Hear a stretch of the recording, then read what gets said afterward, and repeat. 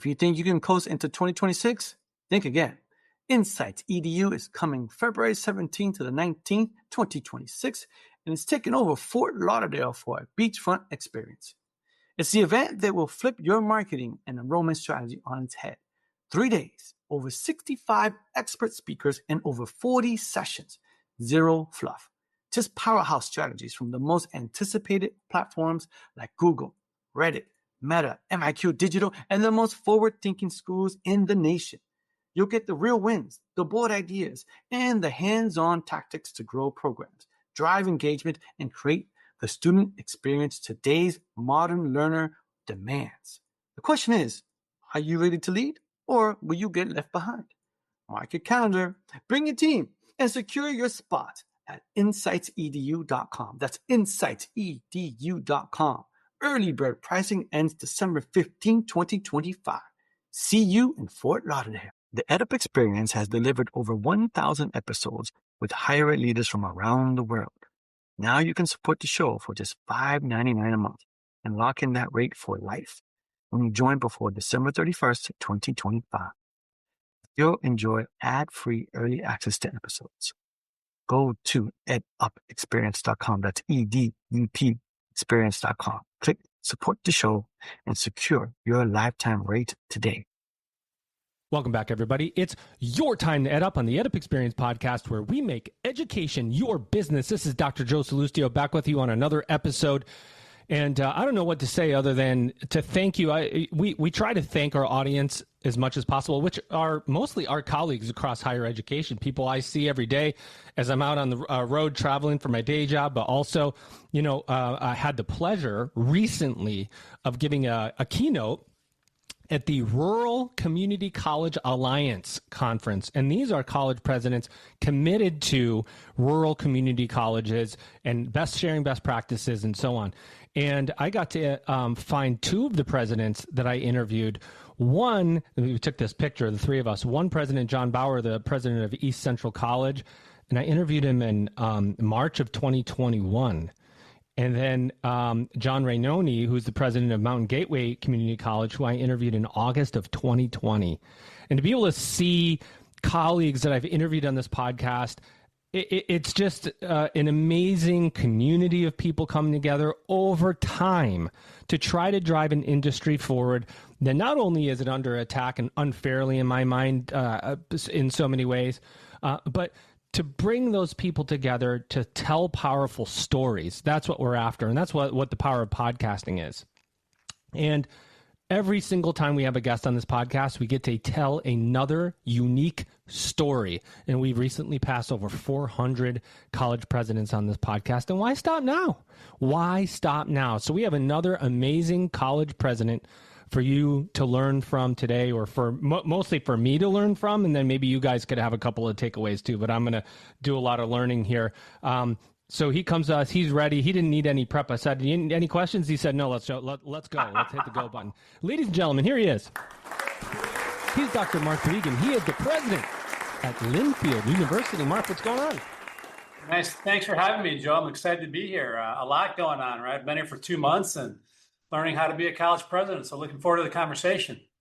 Well, you know what? You got to have some confidence in you to come on to a podcast after 2 months and be able to rock and roll the way you do. Well, we always tell let our guests sort of open it up for us at the beginning. Assume that there's somebody listening that hasn't heard of Linfield before. Yeah. Where are you located? Who do you serve? And how do you serve them? Yeah, Linfield University is in McMinnville, Oregon. Up in the Pacific Northwest. We are about 45 minutes southwest of Portland. We're about an hour from the ocean, and we're about an hour from the Cascade Mountains, and so it's just a beautiful place to be. And so somebody that grew up in Minnesota and has been in Wisconsin, it's quite a different landscape, and it's just gorgeous. The Linfield prides itself on many things, but one of the things we pride ourselves on is our support for first-generation students. Over 40% of our incoming class this year is first generation. And so that's one of the things we hang our hats on and just do wonderful work in that area. And the other piece is, for I think this might be the 4th or 5th year in a row that we were ranked #1 by U.S. News and World Report for social mobility in higher education in the state of Oregon. And so obviously a Linfield education matters. We take students where they are and we help them get to where they want to go. Let's go. We love that. And that's actually a lot of students, 40% of an incoming class, first gen. Yep. I'm just trying to think of where, I don't know that I've seen, I mean, I'm sure there are other colleges that have a stat that high, but that's a very unique, that's a lot. It is a lot. And it puts pressure on your services to say, okay, wait a minute. Are we ready for 40% of an incoming class to be first-gen students? Because the services they need are very different than the services of a student who's not first-gen and understands college a little bit better. Yeah, and you know as well as I do, right? It's one thing to get the students, but then how do you support them and retain them? And I was just in a meeting this morning that our retention rate this fall jumped by about 4%. So we're now at 85.5% retention rate, which is phenomenal. I've never been a part of an institution that has a retention rate that high. And I think it speaks to what we do at Linfield for not only for our first generation students, which make up quite a few of our students, but then just for the population in general, that once they're here, we support them and they want to come back. You know, before we started recording, we were talking about you being a college president, and you were saying, this is easy. This is cake. No, you didn't do that. You didn't do that. Yeah. But you did say you're learning to be a college president now. 2 months in, what is like you expected it to be so far? And what is a couple of things that surprised you so far?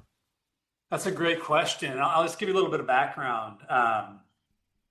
I think it was probably about 2007, 2008, and I had been a young assistant professor at a former institution, and I get a call from the president of that institution's executive assistant. And she said, "Hey, Mark, Sister Andrea wants to have a conversation with you on Thursday morning." And two thoughts went through my head, right? Why does the president know my name? And I'm getting fired. And so I go to breakfast and we sit down, and the first question that Sister Andrea asked me was, "Mark, have you ever thought about being a college president?" And I laughed out loud, right? I'm like, no, right? I love teaching. I love being in the classroom. Both my parents were teachers. This is what I love this, right? Working with students and research and teaching. The thought had never crossed my mind. But through that conversation and then experience that she, helped me, mentored me in over the next several years, that idea of teaching in a different way kind of grew, right? And so I sit here today because of all the mentoring that I've received from so many people in the past, but there's part of me that thinks I'm the most unlikely college president there is. I never, I obviously thought about it and got here, but when I started, it wasn't my career path. And so that being said, what I've learned in 2 months, I think that was your question. What you learned. What surprised you, and what's not surprised you? Yeah, on a humorous level, I get surprised sometimes at what people want to share. That's so true, right? Yeah, people love this institution. They love Linfield, right? And the passion is phenomenal. I sat with an alum a couple of weeks ago who graduated from Linfield in 1949. Wow. And if you do the math, that means they started during World War II, which is phenomenal, right? And he looked at me and said, "Mark, I bleed purple." And just so the passion, and then what that passion leads to is unique things that they're passionate about. And it's as a president, just wonderful to hear that there's a passion, not only for this place in general, but for this specific thing, right? And sometimes there are things that I can't do anything about, but just to hear it's probably the biggest surprise I'm really passionate about not only this one thing, but about the institution. And at Linfield, I have felt a passion and a pride for this institution that I hadn't experienced prior. And so that's been a wonderful surprise. I think something that hasn't surprised me is that it's a big job, right? And there are a lot of big jobs out there. And but you think about what's going on in higher ed these days, right? Whether it's the demographic cliff or artificial intelligence or the federal environment, there's a lot going on, and just trying to understand that and then lead in a clear way. I think, ready for it, but man, something new comes at you every day. And I had the opportunity to spend some time with 52 or so other new college presidents out in Boston in July. And we're all kind of walking around thinking, do you know how to do this job? Do you know how to do this job? And so there was that cohesiveness in a group, but we all sat there. We had many discussions on what about this and what about that, and dealing with the environment that is in higher ed right now. And so not a surprise, but just something new every day. It's like, oh, I hadn't thought about that, or I didn't expect that, and then wham. And so there's a lot going on. So that's surprise, not surprise. I guess I'm being a little bit ambiguous. Yeah, by the way, I think we have it. A recording of you. I don't know if you know this, but EdUp has some really amazing tech capabilities. So we bug all the offices across higher ed. I have a recording of you and the sister's office here when she asked you about being a college president. Okay, let's hear it. And this is what you said. Are you kidding me? So, but here you are today. By the way, if a sister calls you in, it sort of feels way more consequential than if it's a president, right? Like, absolutely. Is there a moral reason why I'm being called in here? What's going on here, Sister Andrea? But thank you. I appreciate that from on high. The gravity of that. So then you go through the sort of the academic cycle, dean, provost, vice provost, and then into president. And the journey is interesting because there are a lot of people in higher ed in the faculty side that end up being college president, or that's the pathway. But when you're not playing for it, and then you start thinking about it and you get there, it's like a moment. It's kind of a big moment, right? I mean, there's got to be some pride and some maybe a little bit of awesome surprise. I think absolute surprise, right? And I distinctly remember the moment that our board chair called me and offered me the job. And I wasn't expecting the call when it came, and I picked it up and we had a quick conversation. I hung up and I'm like, what just happened?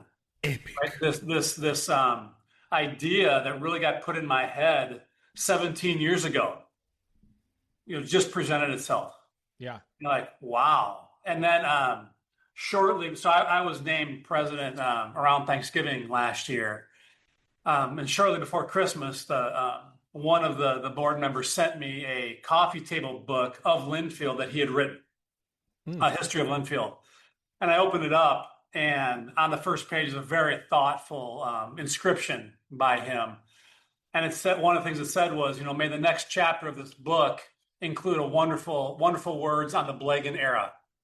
And that's kind of when it hit me. I'm like, oh, right, the Blegen era, right? In this line of 20 presidents at Linfield University that came before me.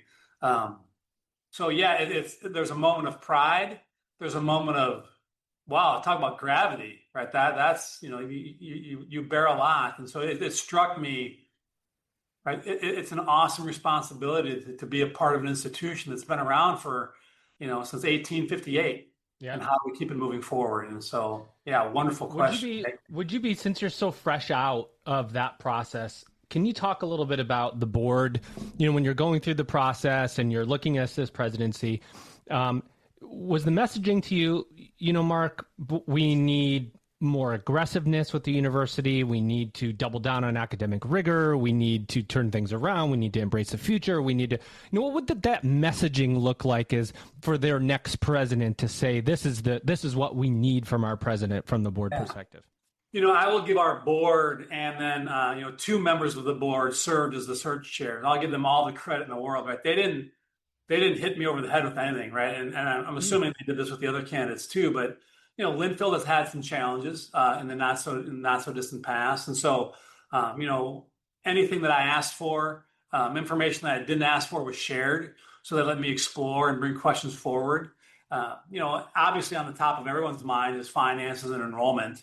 And so if you're going through this process at a small private liberal arts institution, that's going to be forefront of the conversation.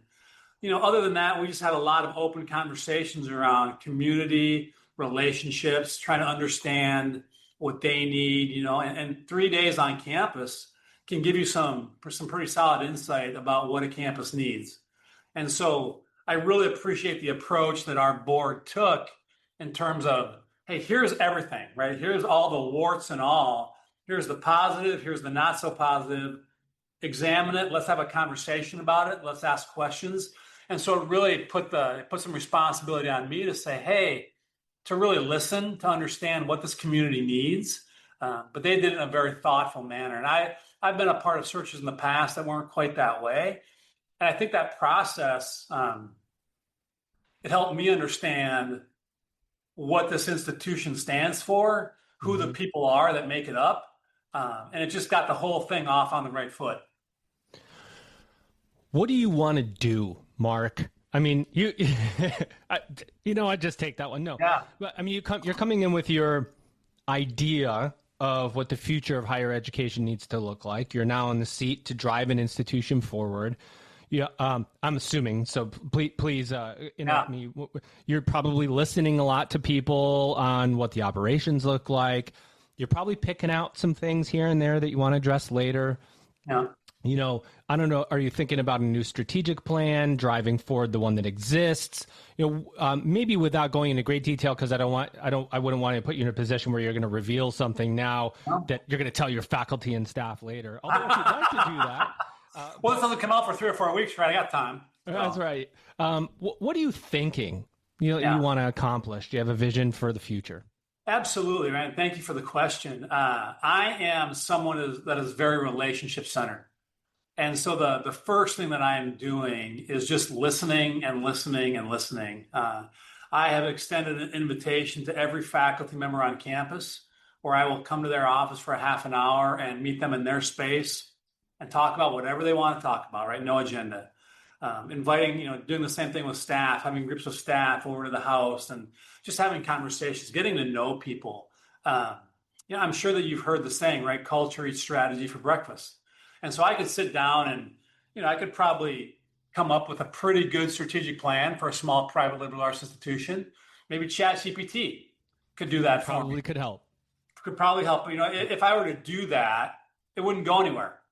Right, because we got to dial in the relationships and dial in the culture. So a lot of listening, but absolutely, back to your previous question about the board, we do have a current strategic plan that goes through 2027.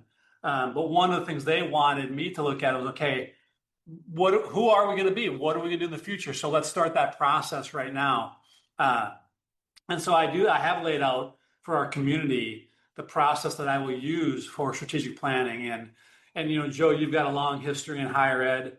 I have been a part of strategic planning processes that have cost hundreds of thousands of dollars, lots of consultants, and you create a strategic plan that sits on the shelf that nobody knows about, right?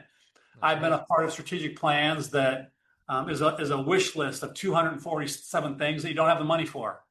And so I wanted to avoid both of those. And so I'm going to do a lot of listening.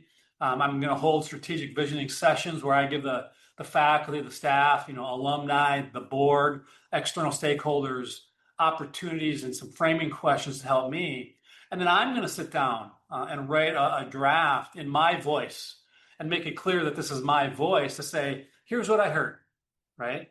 Here's where I think some of our strengths are. Here's where some opportunities are.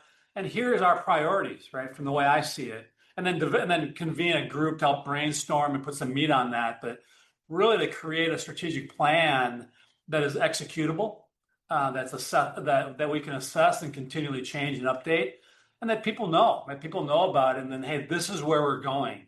And so want to hearken from the past, want to look to the forward, want to include everybody in that process, but to say, what does Linfield need to be and who do we want to be moving forward?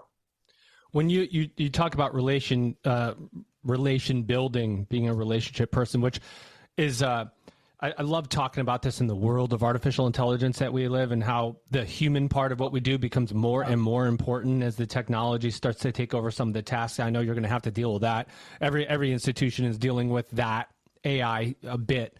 But AI is never going to hold an employee at a campus. AI is never going to prevent that retention, prevent that employee from turnover and going somewhere else. It's going to be the relationships.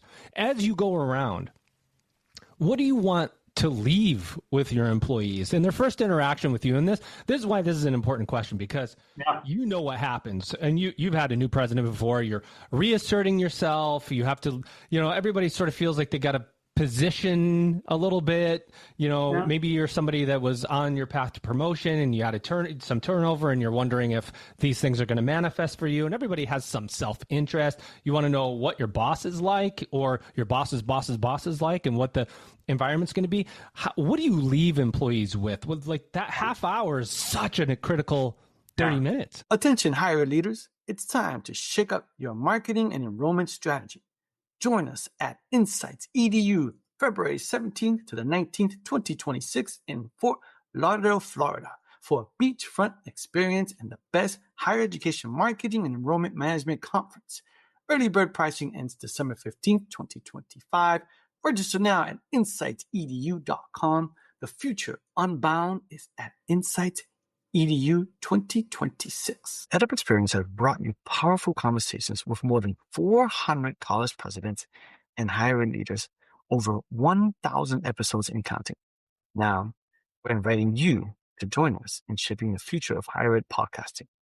For just $5.99 a month, you lock in that rate for life, but only if you sign up before December 31st, 2025. As a supporter, you'll get ad-free early access to episodes. Prices go up after December 31st, but your rate never will. Visit edupexperience.com. That's EDUP experience.com. Click support the show and join our community today. Two things come to mind. It's such a great question. I appreciate it. It's that number one, that I want people to leave feeling they were heard. That somebody in a leadership role sat down with them, listened to them, and actually heard what they were saying, right? And then secondly, that from that, they felt cared for, right? I am genuine, I'm authentic. And so if I can leave a conversation with someone that I haven't met here at Linfield and have them say, you know what, wow, Mark listened, right? I can tell that Mark cares. And, with that, I need to know everybody's names, right? You've been in higher ed for a long time, and one of the most important things we can do is to know people's names. Oh man, I love that. I did this in the classroom. I do it here, right? Just to know people and let them know that you genuinely care. And that's really what I want to leave people with when I have conversations with them. And I'm a storyteller, and so I'm just going to tell a quick story because it kind of gets to that content piece. But my first year of teaching, right, fall of 2001, fresh out of graduate school, I'm in the classroom, and my background is exercise physiology and human performance. And surprise, surprise, my students weren't nearly as excited about the content as I was. Right? And hey, come on, we're talking ex-phys, we're talking the Krebs cycle and mitochondria. They, great, thanks, Mark, appreciate that. Yeah. And so I picked up the phone and I called my mom. And my mom was a lifelong secondary education teacher, high school level for 30 years. And it just so happened in 1996 was named the National Teacher of the Year. So she was honored. We got to meet President Clinton in the Oval Office. We had a celebration in the Rose Garden. So, my mom, you got to help me out. And she says, well, what do you want? And I said, Mom, I want my students to learn this, and this. She's like, Mark, shut up. Start over. I said, okay. Mom, I want my students to learn this. Mark, shut up. Start over. Mom, I want my students to learn. Stop.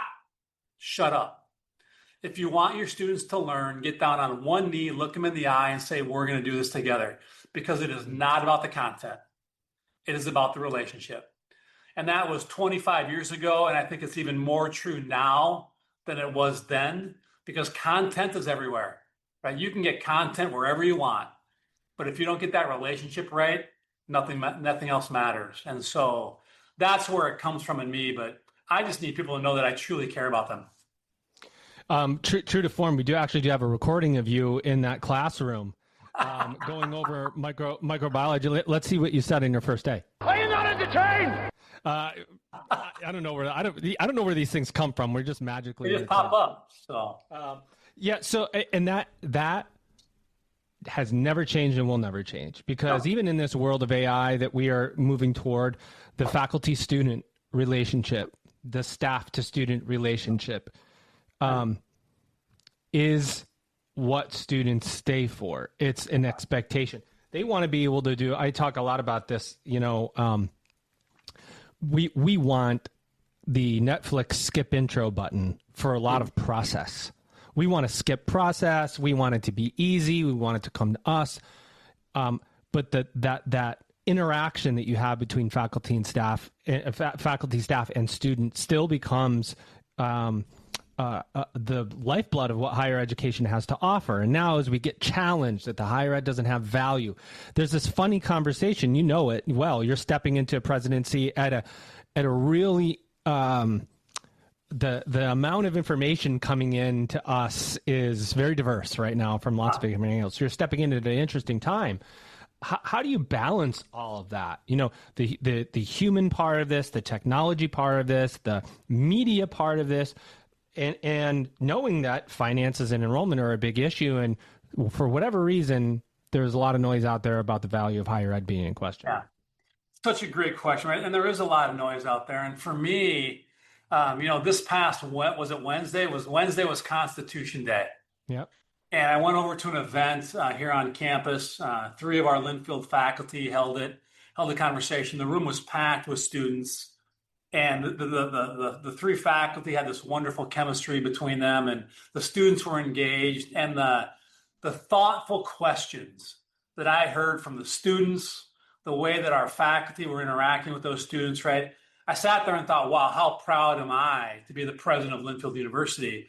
But that's what it is, right? That can't happen in an AI space. That doesn't happen, skip intro on the Netflix. It's that space, whether you're online in a classroom developing a relationship or you're in that same physical space with students. That's what happens. And you can literally feel students grow, students being challenged and coming back. And so you hear this noise about there's no value in higher ed. And you can look at the hard data as well as I can, right? What a 4-year degree does for someone financially, right? That's hard to argue against. But getting students, right, not telling them what to think, but how to think, right? And that's just so valuable. And that gets lost in the noise around higher ed. But when you experience it, you're like, yeah, that's it, right? That's what we want students to take from Linfield. It's about the community, and they're going to carry it with them the rest of their life. And again, I was talking to an alum, and all the conversations that I've had the first 2 months, right? Alums, donors, students, faculty, staff, there's always some version of the Linfield experience, right? Like they want to tell me about a professor or an experience that they had. And I was talking to an alum, and he said, Mark, I want to extend that metaphor, right? That Linfield experience gave me my Linfield life. And it took me places where I never thought I could go.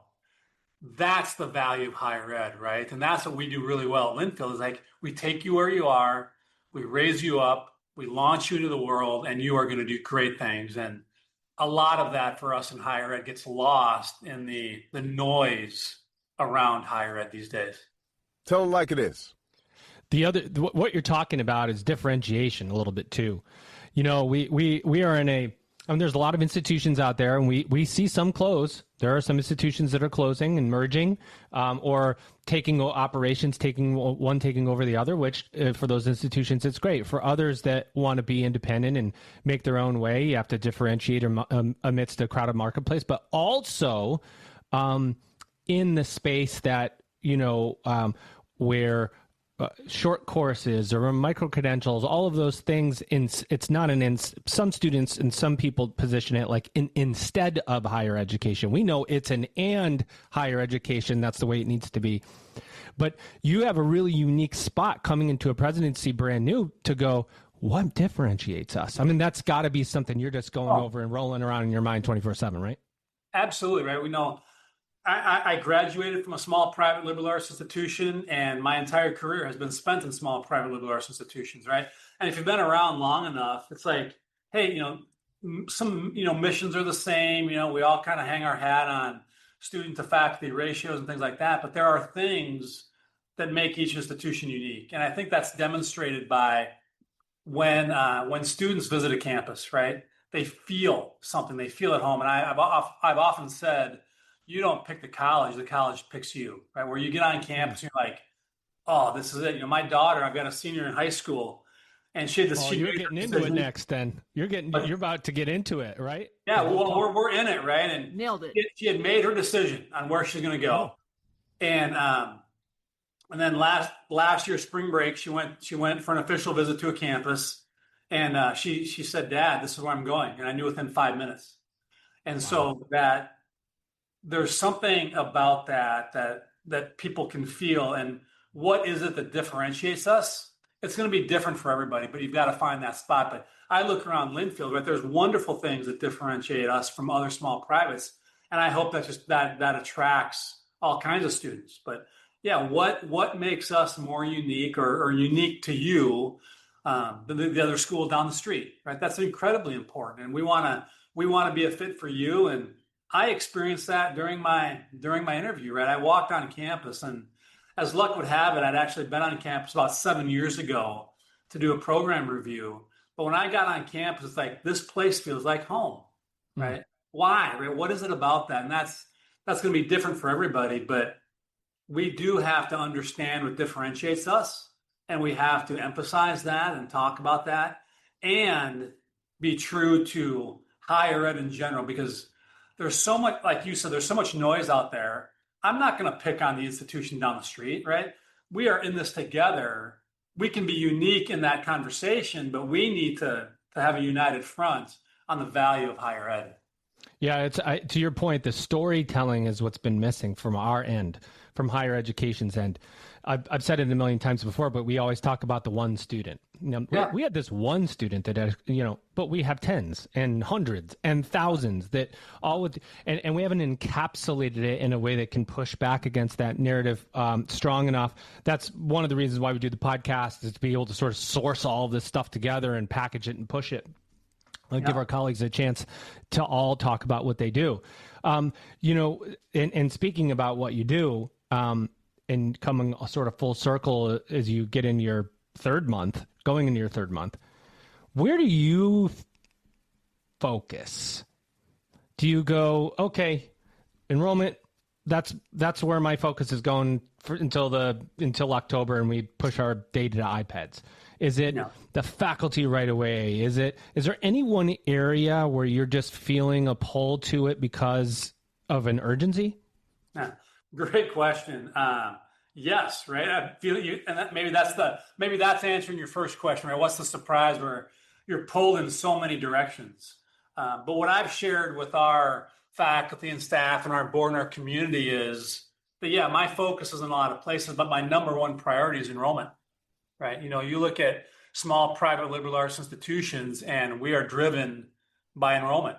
And so we've got to stabilize there. And then as we do that, look at the next horizon and the next horizon. So while enrollment is my number one priority, what's going to drive enrollment? The culture.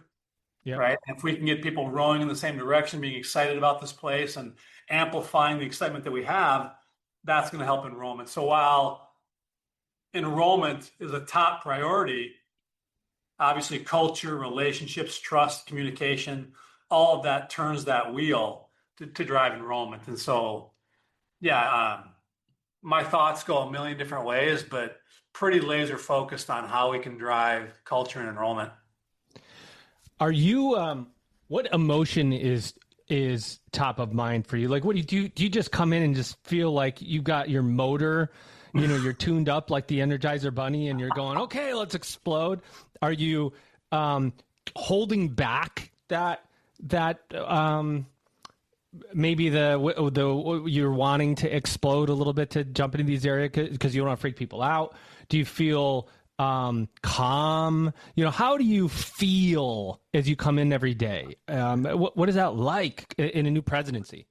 Well, I think, there's coming into a presidency, there is coming into each day, things like that. I am more calm in my demeanor, right?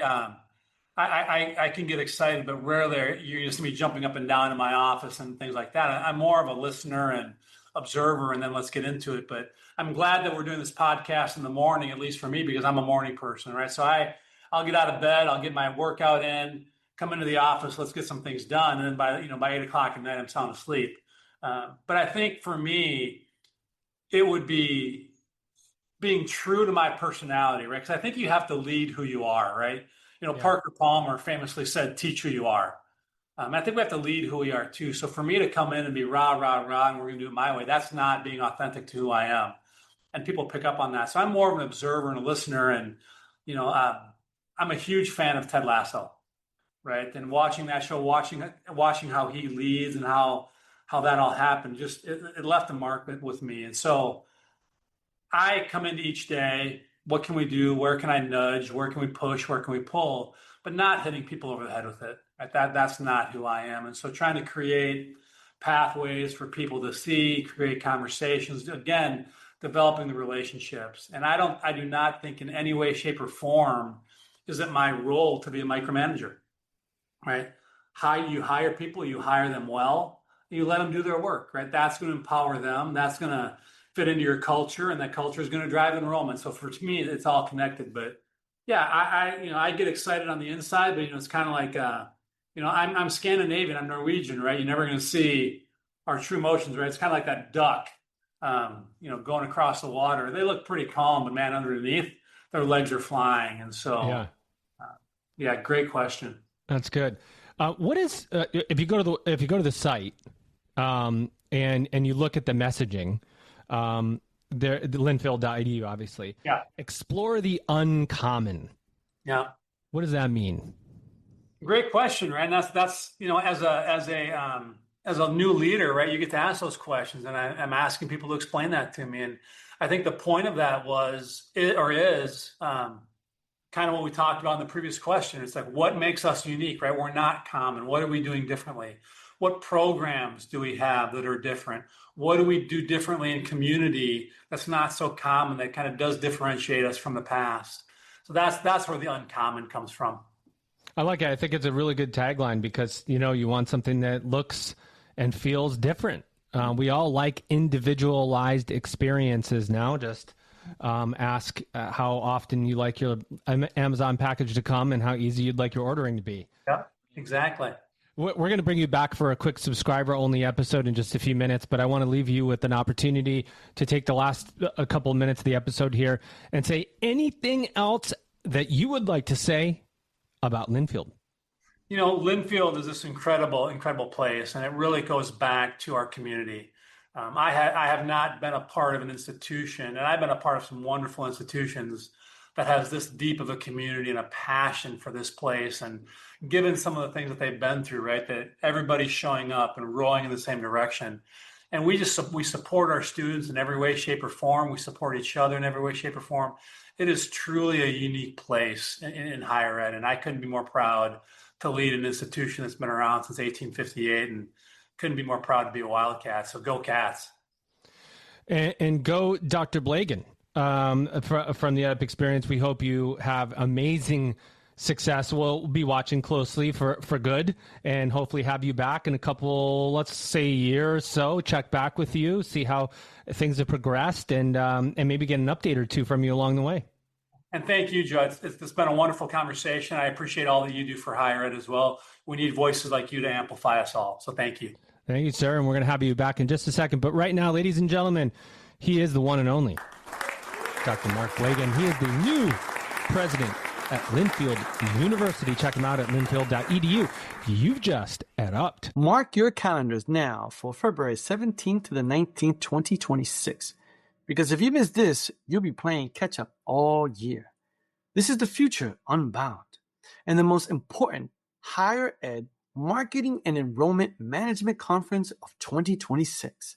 Insights EDU is taking over Fort Lauderdale, where Google, Meta, Reddit, MIQ Digital, and top institutions nationwide will pull back the curtain on what's next. Are you ready to adapt or be left behind? Insights EDU 2026 is where leaders become game changers. Register now at insightsedu.com. That's insightsedu.com. Early bird pricing ends December 15th, 2025. Support the EdUp experience for just $5.99 a month and lock in that rate for life. You'll get ad-free early access to episodes. But hurry, price goes up after December 31st, 2025. visit edupexperience.com. That's EDUP experience.com and click support the show.